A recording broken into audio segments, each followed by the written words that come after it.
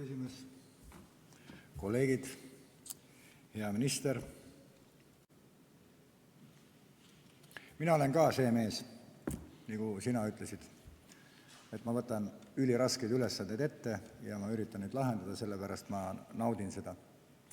Ma loodan, et sina oled ka, aga sa naudid seda, kui sa saad positiivse ja hea tulemuse. See tähendab seda, et oma püstitatud eesmärk ükstaskõik kui kaua aega läheb, sa saad selle kätte. Aga see sõltub sellest, et kui paljust sa ise oled nõus loobuma. Loobuma oma vabast ajast, oma meelerahust, oma hingerahust ja nii edasi ja nii edasi. Kui sa ei ole nõus loobuma, siis sa ei saavuta seda, mida sa oled ette omale pannud.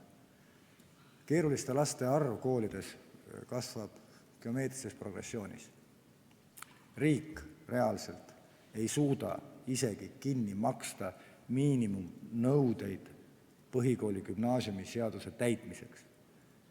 Koolid peavad kombineerima, kuidasmoodi täita põhikooli gümnaasiumi seadust. Ma ei hakka üles lugema koole, kellel ei ole võimlaid, ma ei hakka üles lugema koole, kellel ei ole staadioneid ja nii edasi ja nii edasi. Ma ei hakka üles lugema koole, kus puuduvad keemiakabinetid, füüsikakabinetid, keelekabinetid. Ja kui te arvate seda, et arvuti asendab kõike seda, mida ma enne lugesin, te olete kõvasti eksinud. Ja see arvuti suur hange, mis praegu läks koolidesse laiali, head aega, härra minister, ta isegi ei viitsinud lõpuni mu juttu kuulata. Ja saalis koalitsioonisaadikuid ei ole. Palun vabandust, anna andeks. Issand, see läks täiesti, palun vabandust. Tähendab, ja üks on, sina oled hoopis teises ülesannetes praegu. Aitäh.